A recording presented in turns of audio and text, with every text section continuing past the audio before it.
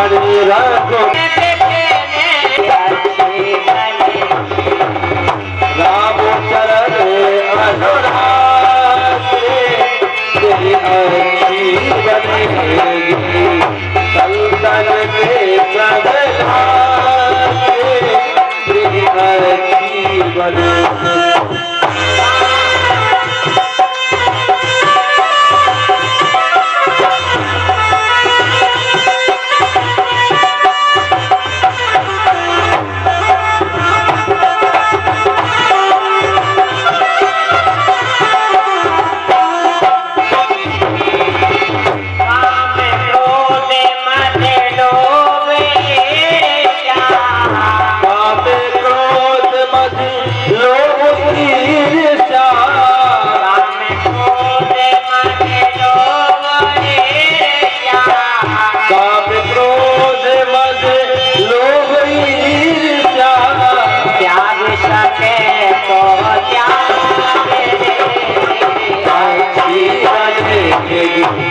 त्याग सके तो त्याग तेरी अच्छी बनेगी संतन के सगलागे तेरी अच्छी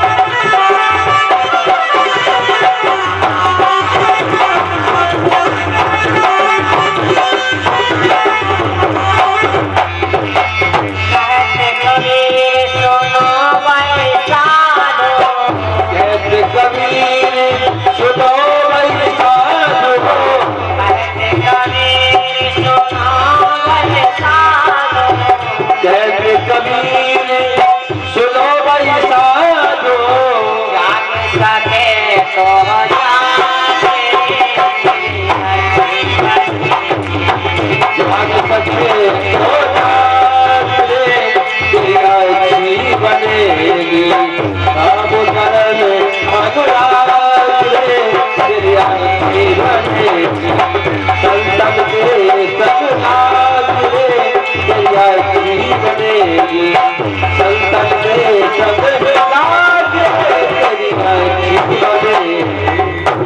अब देखिए कि गांध तने मन चिंता व्यापी। क्या विश्वामित्र जी के पास अस्त्र शस्त्र नहीं थे? क्या नहीं था कि हारे बेनु मरे न निश्चर पापी पापी।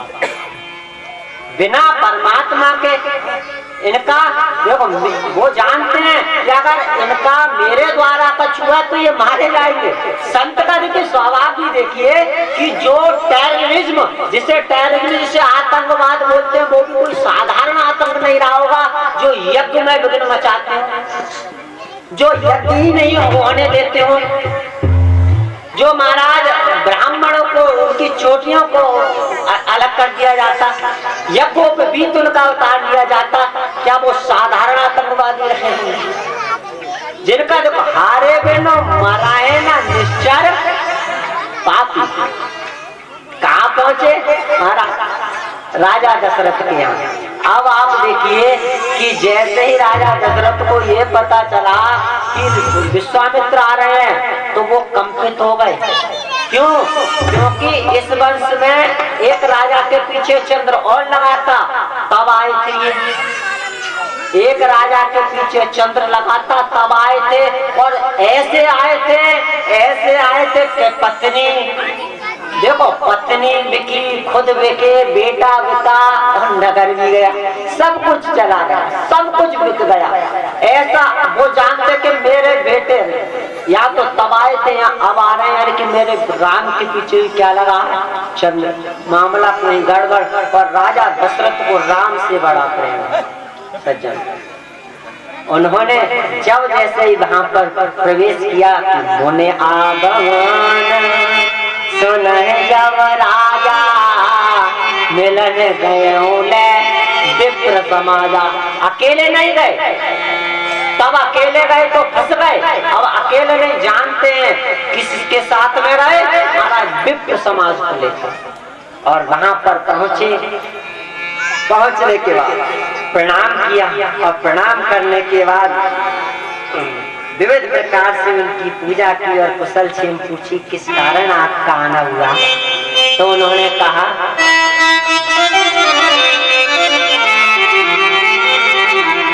असुर समूह सताए, असुर समूह सताए, असुर समूह सताए,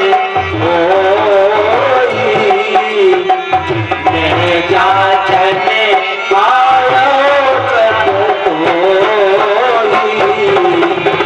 मैं जाचने आयो तक कोई,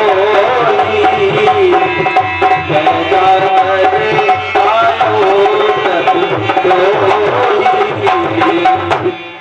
महाराज संत महाराज जी से जब पूछा महात्मा जी से कि महाराज किस कारण आपका आगमन हुआ, तो उन्होंने कहा कि आसुरों के अत्याचारों से मैं याग जिस समय करता हूँ, दुख मुझको निश्चर देते हैं।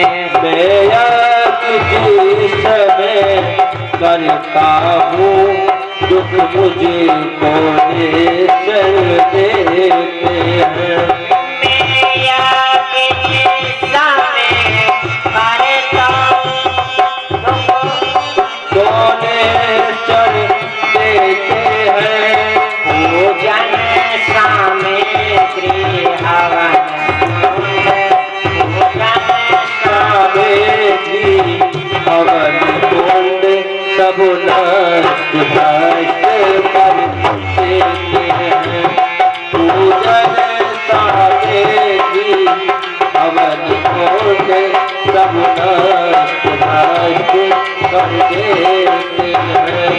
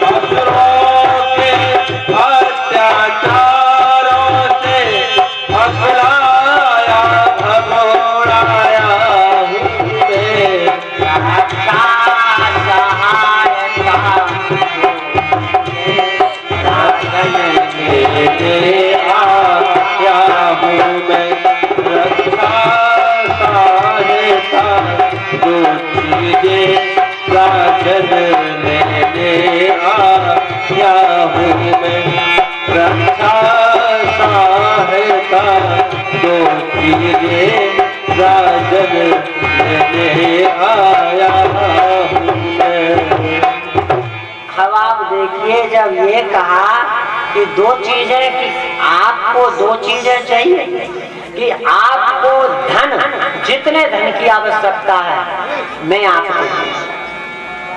आपको दो चीजें चाहिए, धन और जिस चीज की जरूरत हो वो चीज ले जाओ। तब उन्होंने कहा कि अनुज समेत देव रब नाथा, इनको लेने आया है।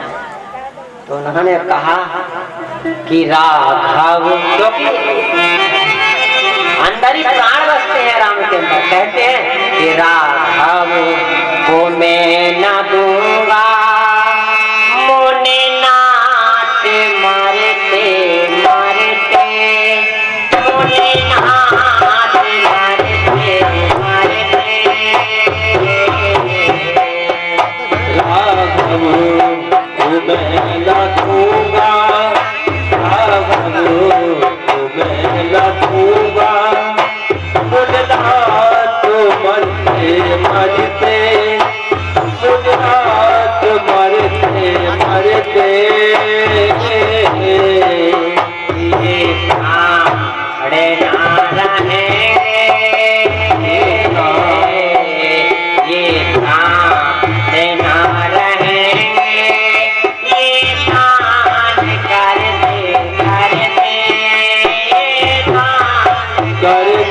करते राघव तुम्हें न दूंगा, राघव तुम्हें न दूंगा। मुन्नाथ मरते मरते, मुन्नाथ मरते मरते मेरे प्राण जा रहेंगे, मेरे प्राण जा रहेंगे।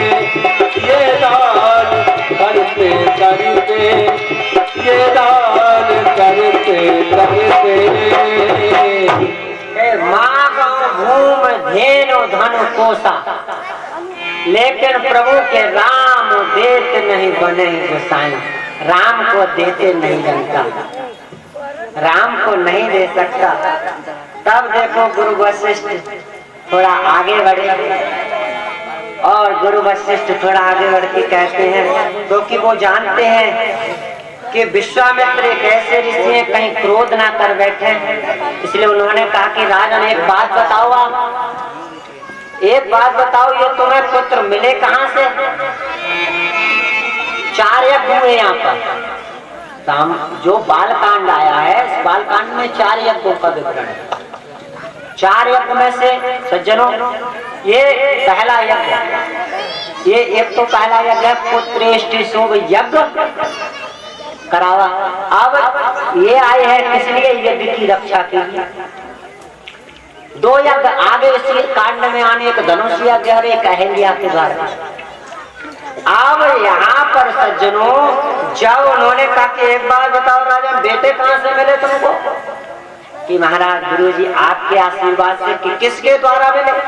कि यज्ञ के द्वारा। कि कैसे क्षत्रिय हो?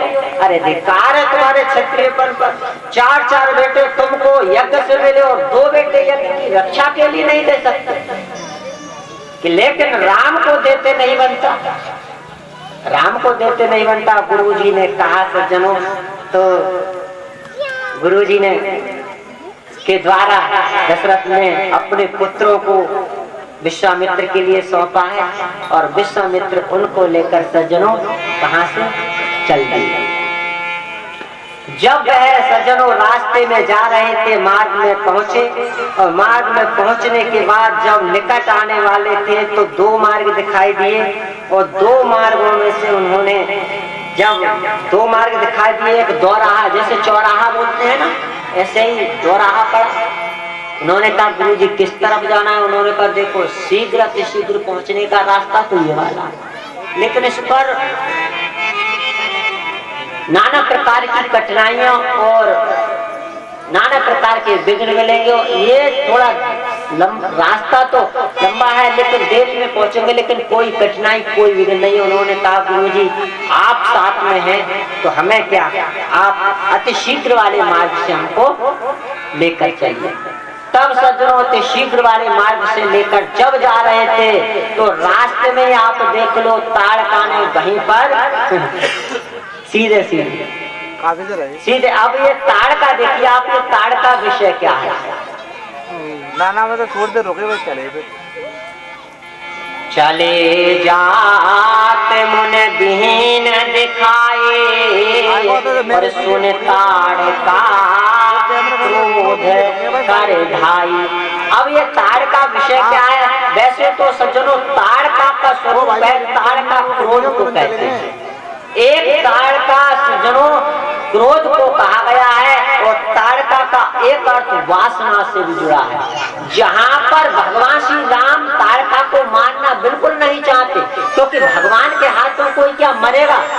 अरे जिस पूतना को षष्ठी वाले दिन महाराज जो पूतना जहर लगाकर भगवान को मारने के लिए आई थी, सोचती है कि इतना सा थोड़ा सा अगर दुग्ध पान मेरा किया और ये बच्चा समाप्त हो जाएगा। वह उस पूतना को महाराज वह इतनी सुंदर गति थी जो भगवान को मृत्यु के सैया पर पहुंचाने आई थी, उसको बड़ी सुंदर गति थी। और वहां भी महाराज स्त्री का चयन हुआ तो उन्होंने कहा कि एक बात बताओ गुरु, स्त्री जाति, उन्होंने कहा ये स्त्री नहीं है, सबसे बड़ी गलती है तुम्हारी। मैं गुरु आज्ञा देता हूँ ये स्त्री नहीं है, इसको बिल्कुल मत छोड़ो, ये किसी प्रकार में स्त्री नहीं है, ये एक आतंकवादी है। इसका कोई मजहब नहीं, कोई जाति नहीं, कुछ नहीं, सीधा मार दो। तो क्या राम के द्वारा मरने पर सज्जनों तो एक बाण छोड़ा। अब देखिए आप देखिए क्रोध के लिए, क्रोध, ये क्रोध है, वासना है। और राम का एक बाण, जिसको प्यारे राम का एक बाण लग जाता है, जीवन भर वासना में नहीं जकड़ सकता। वासना उसी को सताती है जिसको राम का बाण न लगा हो। और जिस दिन प्यारे राम का बाण का अर्थ है एक बार राम से लगन, राम का बाण वो नहीं है, ये आध्यात्मिक दृष्टि है कि राम का बाण यानी कि राम का एक बार हमको चस्का लग गया प्यारे, तो नाना प्रकार की वासनाएं फीकी लगने लगती हैं। बोलिए सियावर रामचंद्र भगवान की। ये एक ऐसा नशा है, ऐसा नशा है सज्जनों कि ये पहले तो चढ़ता नहीं है, और जब ये नशा चढ़ जाए तो पौआ जितने और नशा होते हैं सब तेज नाला। किसी को सुबह को भी शाम को उतर जाए, शाम को भी सुबह उतर जाए, लेकिन इसका एक बार महाराज चढ़ जाए नशा, फिर वो उतरता नहीं है। बोलिए सिया रामचंद्र भगवान, उतरता नहीं है, ये वो नशा है। हाँ। बोलो थोड़ा सा।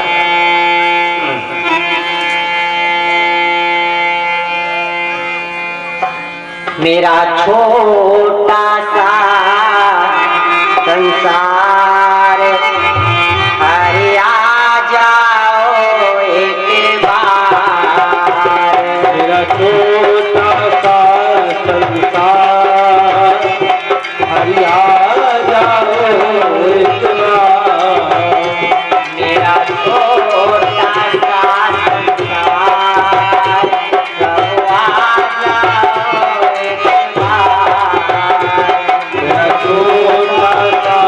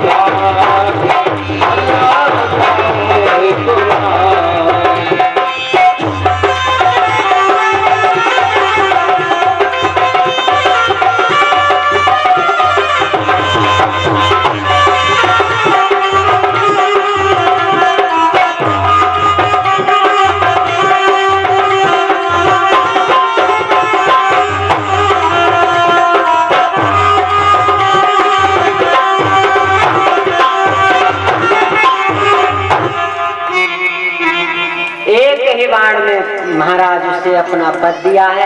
गुरुजी के पास आश्रम में पहुंच जाते हैं और सज्जनों जो मारीच और सुबाहु, एक मारीच कहते हैं सज्जनों दोष को और सुबाहु कहते हैं दुख के लिए। आप सुन लीजिए, ताड़ का क्रोध, मारीच दोष और सुबाहु दुख। दुख को मारा जा सकता है, दोष को मारा नहीं जा सकता। किसी भी प्रकार से दोष नहीं मारा, एक बार दुख को मारा नष्ट किया जा सकता है लेकिन दोष को नहीं। हाँ, दोष को छोड़ दिया। हम परमात्मा से एक ही कृपा करें कि प्रभु दुख तो मिल जाए लेकिन कभी दोष ना लगे, दोष हमेशा मिट जाए। लेकिन भगवान प्रभु राम ने भी जब सज्जनों बाहर जब मारे, जब प्रातः काल सज्जनों जैसे यज्ञ प्रारंभ हुआ और यज्ञ प्रारंभ होते ही मारीच और सुबाहु दोनों आकर उन्होंने यज्ञ में विध्वंस मचाया। तो एक ही बाण में महाराज सुबाहु का अंत किया, दुख का। लेकिन सुबाहु को बिना नोक का बाण मारा, वो आगे परेशानी साबित हुआ है। कहाँ सोने का मृग बना, कहाँ महाराज भटकाया, नाना प्रकार से। अब आप सीधे तौर पर तो भगवान को नाना प्रकार की लीलाएं करनी थी इसलिए छोड़ दिया। लेकिन ये दोष है और दोष को कभी भगवान से प्रार्थना ये करनी चाहिए कि कभी मिटे तो प्रभु दुख एक बार को मिल जाए लेकिन दोष कभी दोष जीवन में ना लगे। भगवान को इतना बड़ा, भगवान श्री कृष्ण को तक दोष लगा है सज्जनों। हाँ, सामंतक मणि किसने ली थी और महाराज किसके पास मिली? उस वो कथा आपने सुनी, श्रीमद् भागवत का प्रसंग है। उस मणि का बहुत बड़ा दोष लगा, दोष से, इसलिए दोष से बचा जाए। अब यहाँ पर सज्जनों भगवान ने दोनों का वहाँ पर अंत करके जैसे ही सज्जनों वहाँ पर रात्रि को विश्राम किया है और विश्राम जब किया है तो सूचना आ गई तीसरे यज्ञ की।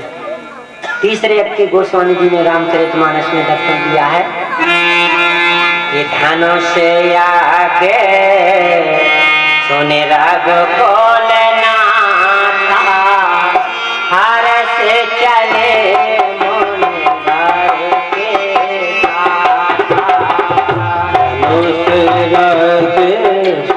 रागे बोलना था, हर से चले बोल भर के साथ था।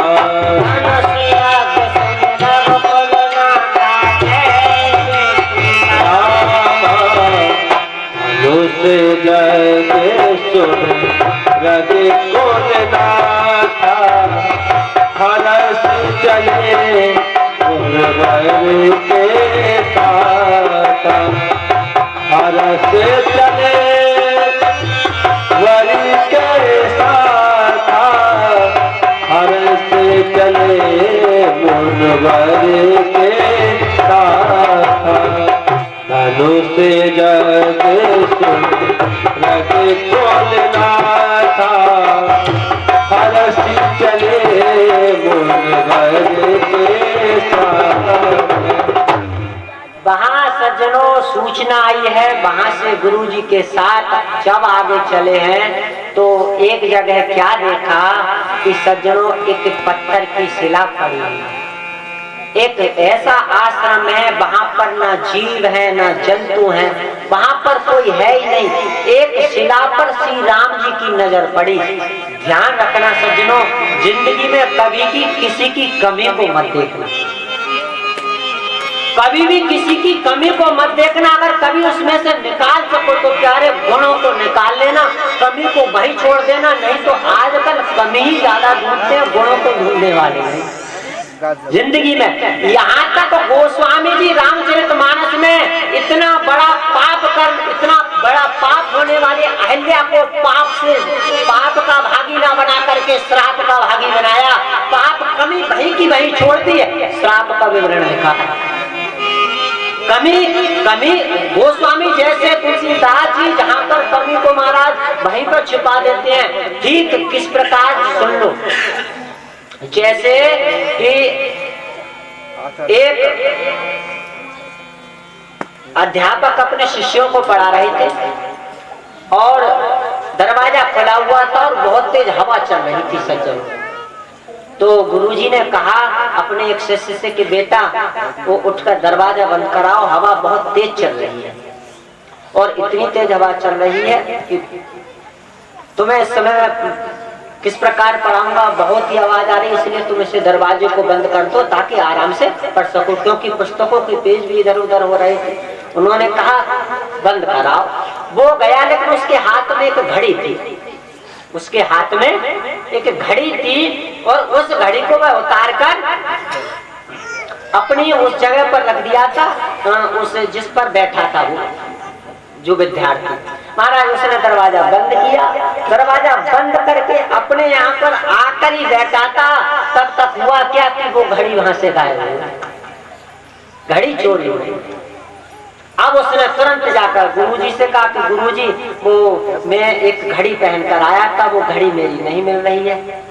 गुरुजी ने क्या किया, गुरुजी ने कहा, गुरुजी चाहते तो तुरंत डंडा निकालते कहते थे चुपचाप निकालो किसके पास है, नहीं तो उसे बहुत बड़ा, क्योंकि कमरा बंद है, कमरा बंद है और कमरा बंद है और वहां पर और कोई नहीं, जितने विद्यार्थी उतने ही बैठे हैं, बस उनमें से किसी के पास घड़ी होगी किसी भी प्रकार से। तो उन्होंने जब सज्जनों जितने भी शिष्य थे उन्होंने कहा कि देखो एक काम करो, सबके हाथों में एक एक पट्टी दे दी काले रंग की, कि इन्हें अपनी आंखों से बांध,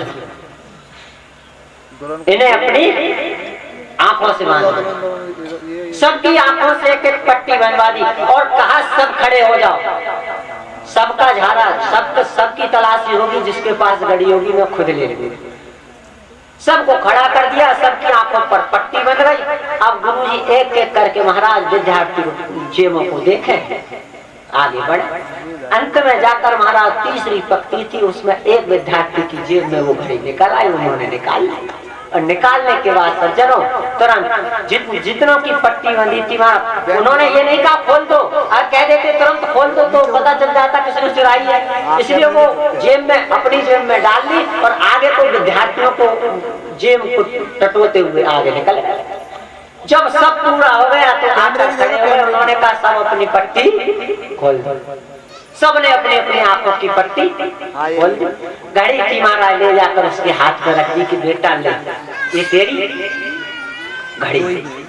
और उस घड़ी को पाकर वो किसको बताया, गुरुजी से वो नियुक्त किया गया था कि वह उसका उद्घाटन करेगा। इतना बड़ा। जैसे ही सज्जनों जब वे वहां पर पहुंचा तो वो गुरुजी थे, वो प्रधानाचार्य थे, बहुत बुजुर्ग हो गए थे, उनके हाथों से सम्मान दिलाना था, उनके हाथों द्वारा सम्मान दिलाना था। अब वो पीछे पीछे वो जानता मैंने घड़ी चुराई है, वो गुरुजी को देख लिया और गुरुजी को देखने के बाद अंदर ही अंदर करने लगा कि मैंने तो घड़ी चुराई है, इतना बड़ा आदमी हो गया, कहीं गुरुजी मुझसे ठोका टाकी ना कर दे। बीच समाज में इतनी बड़ी इज्जत है, सब मिट्टी में मिल जाएगा, सब मिट्टी में मिल जाएगा। गुरुजी सम्मान के देखो ऐसे उपहार को लेकर के जो सम्मान था महाराज, उस प्रकार उसका सम्मान करने के लिए पहुंचे और सम्मान करने के लिए जब पहुंचे तो उन्होंने गुरुजी से कहा गुरुजी पहचाना मुझे कौन हूँ, कि मैं जानता हूँ मेरे शिष्य है। कि गुरुजी नहीं याद करो कुछ, कि क्या बता, कि जो घड़ी चुरी थी ध्यान है आपको, एक घड़ी चुरी थी आपकी कक्षा में, बहुत दिन पहले की बात है कि हाँ चुरी थी। तो गुरुजी वह घड़ी मैंने ही चुराई थी, लेकिन गुरुजी यहाँ किसी से कहना मत। तो गुरुजी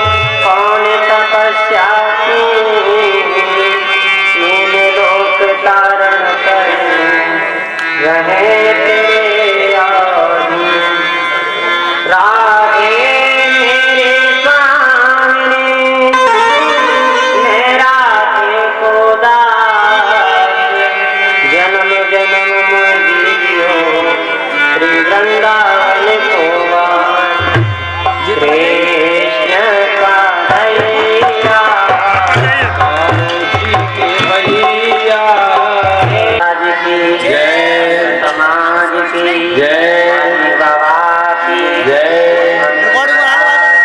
जय कंधार की जय मात पिता भगवान की जय। सभी देवी और देवताओं को वंदन। कथा प्रांगण में विराजमान हमारे संत स्वरूप श्रोता और भक्ति स्वरूप देवियां, जहाँ तक भी हमारी आवाज जा रही है, सभी के हृदय में विराजमान उस परमात्मा रूपी अंश को प्रणाम करके सज्जनों दिन के सत्र से जुड़ रहे हैं। शांत रहो बिल्कुल। अब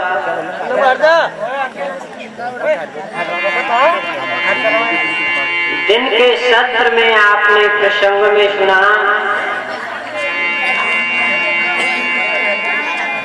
कि अहिल्या का भगवान ने उद्धार किया और अहिल्या अपने पति के धाम के लिए गई।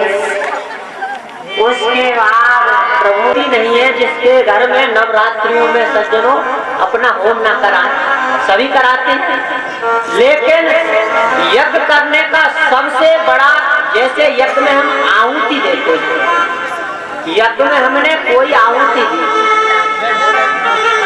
वो आहुति हमारी कहाँ पहुंचती है?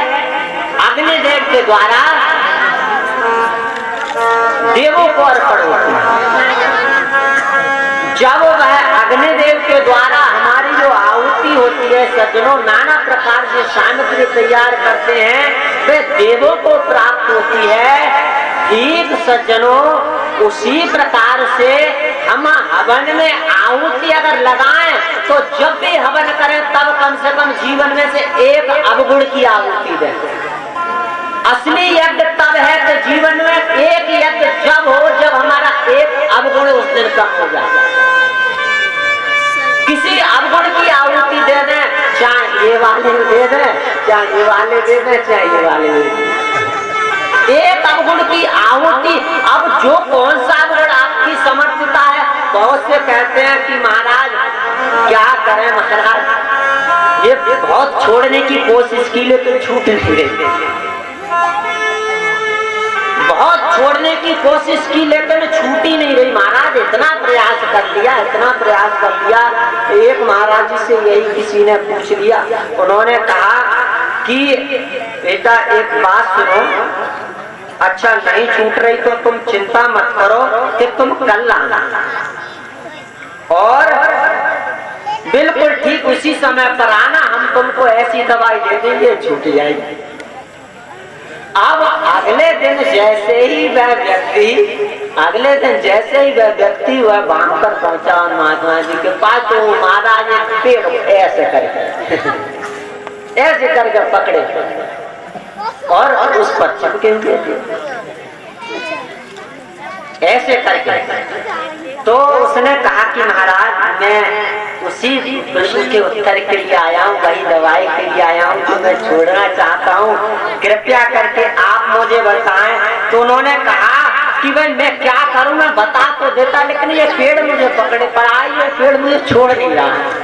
ये वृक्ष कहाँ, देखो जहाँ पर गौशाला बन रही हो वहाँ हमारा धन चला जा, जहाँ पर यह विशाला बन रही हो वहाँ चला जा, जहाँ महाराज किसी गरीब की बेटी का विवाह हो रहा हो और वह विपन्नता से पूर्ण हो, उसके पास इतनी व्यवस्था नहीं हो, तो वहाँ भी हमारा वो धन जाता है, वो धर्म के लिए जाता है। किसी सज्जनों ऐसे प्राणी की सहायता के लिए जो विपन्नता से पूर्ण है और उसके कार्य में जो हमारा गया हुआ धन लग जाए, प्यारे वो समझ लो धर्म का काम है, वो ये वृंदावन बिहारी लाल। हाँ, इसलिए पहला हिस्सा धर्म के लिए बताया। दूसरा हिस्सा बताया है सज्जनों, जिन्होंने आपको जन्म दिया है, जिन्होंने हमको महाराज जन्म दिया है। हम तो ये कहते हैं बड़ी सुंदर बात होती है, जितनी आमदनी हो ना, 1 लाख मंथली और 2 लाख मंथली या कितनी भी इनकम महीने की हो, 1000 2000, सबसे पहले जावा और जाकर सीधे मंदिर में ले जाकर भगवान के, क्योंकि आजकल ऐसा कोई घर नहीं है जहाँ पर पूजा नहीं हो रही, ऐसा कोई घर नहीं है जिस घर में मंदिर ना हो। अब तो लड्डू गोपाल की सेवा भी बहुत अधिक प्रारंभ हो गई है, जहाँ जहाँ तहाँ आप देखो लड्डू गोपाल की सेवा लोगों ने ले ली और इत्यादि। हमारा जिसमें विश्वास है, जैसे हम भोलेनाथ को मानते हैं तो हमारे लिए सर्वस्व वही है, हमारे लिए अगर हम राम को मानते हैं सर्वस्व हमें सब में वही दिखता है। हाँ, लेकिन हम निंदा किसी की नहीं करते और ना निंदा करनी चाहिए कि अगर हम राम को मान रहे हैं तो अरे इनमें अंतर क्या है कि राम कृष्ण दो एक हैं, अंतर नहीं निमेष, और एक के नयन गंभीर हैं और एक के चपल, कोई अंतर नहीं। तो सज्जनों, दूसरा हिस्सा स्वजन माता पिता के लिए, तीसरा हिस्सा किसके लिए? जो आपकी भार्या हैं और बच्चों के लिए, भार्या पत्नी को कहते हैं बच्चों के लिए। चौथा हिस्सा जिससे आप धन की वृद्धि करते हैं, जिससे हमारी खेती है तो खेती के लिए निकाल कर रखना चाहिए, जिससे हमारी धन की वृद्धि होती, क्योंकि आगे को बीज हम डालेंगे तब उसमें साधु क्या संत गृहस्थी क्या राजा क्या रानी, क्या साधु क्या संत गृहस्थी क्या राजा क्या रानी, क्या साधु क्या संत गृहस्थी क्या राजा क्या रानी।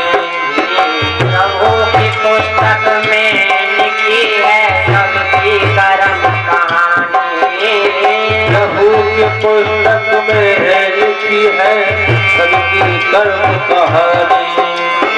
अंतर्यामी अंदर बैठा, अंतर्यामी अंदर बैठा, सबका हिसाब लगाता, मेरे दाता के परिवार में मेरे मालिक के दरबार में सब लोगों का खाता, सब लोगों का खाता जी, सब लोगों का खाता, मेरे मालिक के दरबार में सब लोगों का खाता, मेरे रघुवर के दरबार में सब लोगों का खाता। बड़े बड़े कानून प्रभु की बड़ी बड़ी मर्यादा, बड़े बड़े कानून प्रभु के बड़ी बड़ी मर्यादा, किसी को कोई कम नहीं मिलती, किसी को मिले न ज्यादा, किसी को कोई कम नहीं मिलती, किसी को मिले न ज्यादा। इसीलिए दुनिया का, इसीलिए दुनिया का जगत पिता कहलाता, मेरे दाता के दरबार में सब लोगों का खाता, मेरे दादा के दरबार में सब लोगों का खाता, सब लोगों का खाता रे भैया, सब लोगों का खाता, मेरे मालिक के दरबार में सब लोगों का खाता, मेरे रघुवर के दरबार में।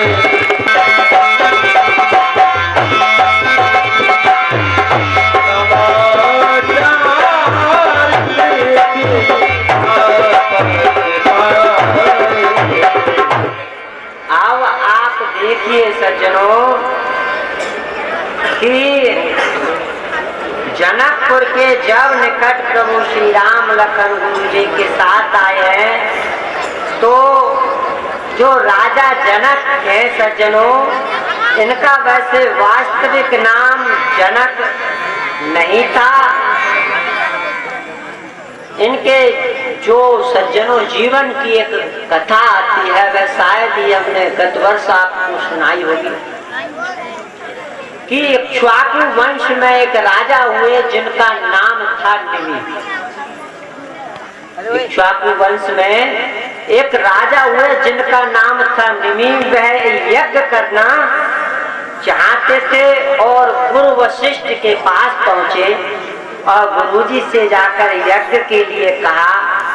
तो उन्होंने कहा कि महाराज इतने कठिन प्रश्न करने पड़ेंगे, लेकिन उस जनकपुर में कौन है? सीता जिन्हें भक्ति बोलते हैं और प्यारे, जिस दिन भक्ति हृदय में उमड़ आती है उस दिन प्रभु खुद श्री राम उस नगर में चले आते हैं, यानी कि हृदय में चले आते हैं। वो ये सिया रामचंद्र सीधे चले आते हैं। ये भक्ति की नगरी है सज्जन। लखन की इच्छा हुई कि नगर देखने के लायक है, लेकिन संकोच हुआ। और क्या सज्जनों दर्शन था कि अगर कोई कार्य करना हो तो संकोच होता था बड़े भैया से पूछने में, हैं? कोई किसी जगह जाना हो तो संकोच होता था बड़े भैया से पूछने में, लेकिन वो बड़े भाई क्या जो समझ ना पाए, श्री राम जी लखन के हृदय की बात को समझ गए। और जब लखन के हृदय की बात को समझे तो उन्होंने गुरु जी के पास जाकर कहा कि गुरुदेव, लक्ष्मण की नगर देखने की इच्छा है। पहले तो उन्होंने कहा कि एक बात बताओ, नगर देखने की इच्छा लक्ष्मण की है कि हाँ, कि तो फिर हम यहाँ से दो दूत भेज देते हैं, वो सीधे नगर को लक्ष्मण को साथ ले जाएंगे, नगर दिखा लाएंगे। लेकिन सज्जनों, वहाँ राम संतों का भी श्रृंगार होता है, वो भगवान के लिए होता है। संत जितना भी श्रृंगार करते हैं वो भगवान के लिए रिझाने के लिए होता है, और स्त्री का जितना भी श्रृंगार होता है वो एकमात्र उसके पति को रिझाने के लिए होता है, ना कि मार्केट को रिझाने के लिए। हो रही वृंदावन बात तो सज्जनों आज कड़वी है, लेकिन सुन लो, बात कड़वी है। जहाँ श्रृंगार करने की जगह होती है वहाँ माता बहनें ऐसे घूमती हैं जहाँ घूमना ही नहीं चाहिए, और जहाँ श्रृंगार करने की जगह ना हो वहाँ नाना प्रकार से हार लादे, ये किया वो किया, वो करके छूट जाती है। अरे असली श्रृंगार कौन है? पति, और उसी को रिझाने के लिए प्रत्येक श्रृंगार पत्नी का होता है। जिस प्रकार संतों का श्रृंगार भगवान को रिझाने के लिए होता है, और वो साधारण नहीं थी जो स्त्रियां झांक रही थी। जिस प्रकार भगवान श्री कृष्ण के विरह में गोपियां रोती थी, क्या वो गोपियां साधारण थी? साधारण नहीं थी। गोपी मतलब एक एक इंद्री से जिसने कृष्ण रसपान किया हो, कृष्ण का रसपान किया हो, एक एक इंद्री से अपनी से, वो गोपी कहलाई। और आज उनको महाराज नाना प्रकार के अलग नाम दिए जाते हैं। मैं कहता हूँ यहाँ से सज्जनों कि जिन्होंने कभी रास का प्रसंग नहीं सुना, वो एक बार रास के प्रसंग को ध्यान से सुने कि वो रास का महारास का प्रसंग क्या था, क्या वो महाराज क्या था, क्या उनका ऐसा मिलन था। एक आत्मा से परमात्मा के मिलन को रास कहा गया, आत्मा से परमात्मा के मिलन को। लेकिन जो आजकल जो हमारा है महाराज, वो वासनाओं से जकड़कर प्रेम करते हैं, लेकिन उनका प्रेम आत्मा का प्रेम था। आजकल हमारा प्रेम एक ऐसा प्रेम है सज्जनों, जब तक सामने सुंदरता है तभी तक प्रेम है, उसके बाद प्रेम महाराज बहुत दूर विदा हो जाता है। वो रामचंद्र सांसारिक प्रेम ये है कि जब तक सौंदर्यता है तब तक वो प्रेम है, सौंदर्यता क्षीण होने के बाद प्रेम नहीं है किसी भी कीमत पर। लेकिन वो महाराज कोई साधारण नहीं है, जहाँ से वो भगवान के लिए देखने के लिए कि एक बार कैसे भी भगवान की दृष्टि हमारे ऊपर पड़ जाए, कैसे भी एक बार हमारी ओर प्रभु हमारी ओर देख लेंगे। तो सज्जनों उन्होंने कहा ये ऐसे नहीं देखेंगे, इनके बारे में कुछ मैं इनके नाम बोलती हूँ, इनकी माता के नाम, इनके पिता का नाम बोलती हूँ, तब लगता है इनको ऐसा लगे कि ये हमें जानते हैं, तो ये एक बार जरूर देख लें। तो सज्जनों तो जो एक वहां से जो युवती थी उसने बड़ा सुंदर कहा,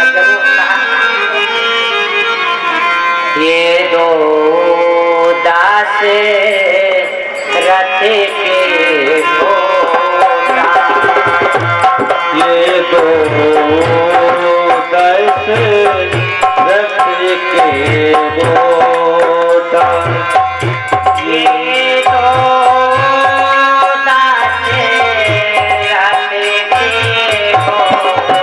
घोड़ा, ये दो दास रथ के घोड़ा, बाल मराना है ये काल घोड़ा, बाल बराल के पल घोड़ा, बाल बराल के पल घोड़ा, बाल बराल के पल घोड़ा। देखिए सुनाकर बात कही उन्होंने उनको सुनाकर सीधी कही कि ये देखो ये राजा दशरथ के पुत्र हैं और मुनि कौशिक मख के रखवारे, उनकी रक्षा के लिए आए हैं। तो पता है श्री राम जी की निगाह नीचे है, क्यों? क्योंकि भक्तों की नगरी में भगवान निगाह उठाते नहीं। बिल्कुल लक्ष्मण जी की एक बार इच्छा हुई, लक्ष्मण जी को लगा कि यहाँ तो एक बार देखा जाए, लगता है हमारा कोई सगा संबंधी है, लगता है कोई सगा संबंधी है, एक बार दृष्टि उठाकर देखा जाए। लेकिन नहीं, बिल्कुल दृष्टि नहीं उठाई, हमारा लक्ष्मण से मना कर दिया। पहला अस्त्र बेकार गया। दूसरी जो महाराज ज्योति, उन्होंने उनकी माता के नाम लिए, फिर भी नहीं देखे। कहा कि ये श्याम बन जा रहे हैं, इनकी माता का नाम कौशल्या है, ये गौर बन जा रहे हैं, इनकी माता का नाम सुमित्रा है। लखन बोले कि भैया आप देखो या मत देखो, मुझे देखने दो, हमें तो ये लगता है यहाँ अपनी कोई पुरानी रिश्तेदारी ले रही है। लेकिन श्री राम जी ने कहा नहीं, निगाह बिल्कुल नीचे। सबसे बाद में सब सखियों के प्रश्न बेकार गए, तो एक सखी ने क्या कहा कि मुझे तो लगता है मुझे तो ये लगता है कान से सुनते नहीं।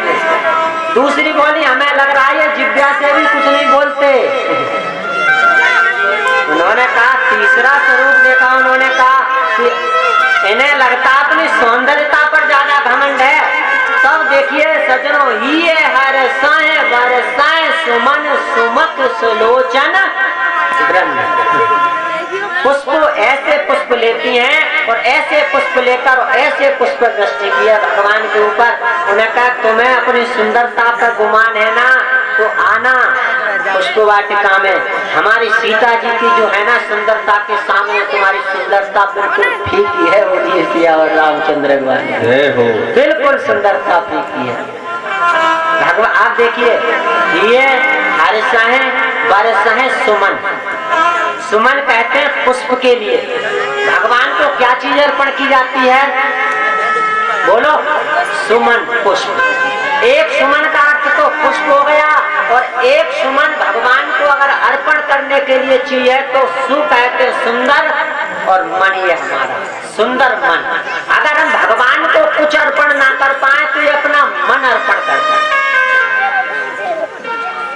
लेकिन ये भी बहुत कठिन हो जाता है सज्जनों, मन भी अर्पण नहीं कर पाते। क्यों? क्योंकि मन हमारा खुद हमारे पास नहीं होता।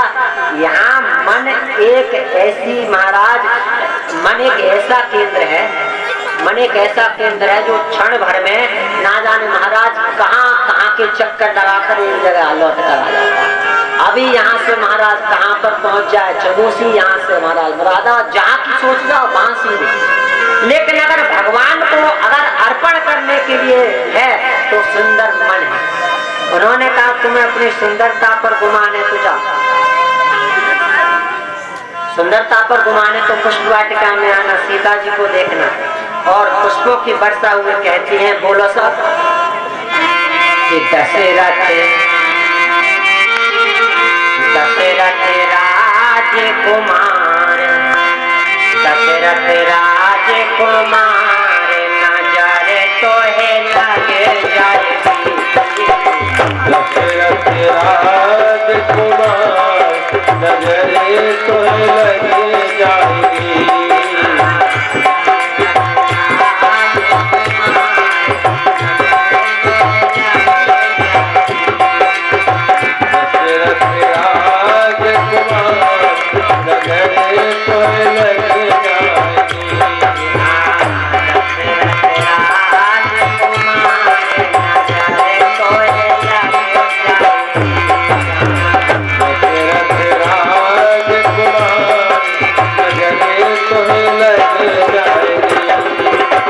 दशरथ राजकुमार नजरे तो लगे जाएगी। दशरथ राजकुमार नजरे तो लगे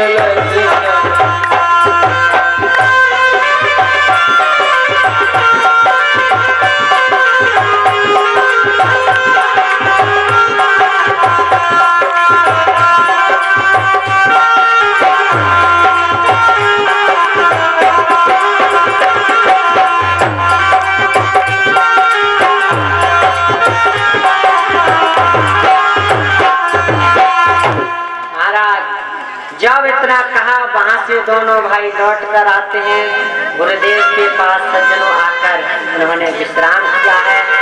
रात्रि को गुरु जी की सेवा की है और उन गुरुदेव की सेवा के बाद सज्जनों प्रातः काल होते ही गुरुदेव की पूजा के लिए पुष्प चुनने के लिए पुष्प वाटिका में पहुंचते हैं। अब आप देखिए कि रामायण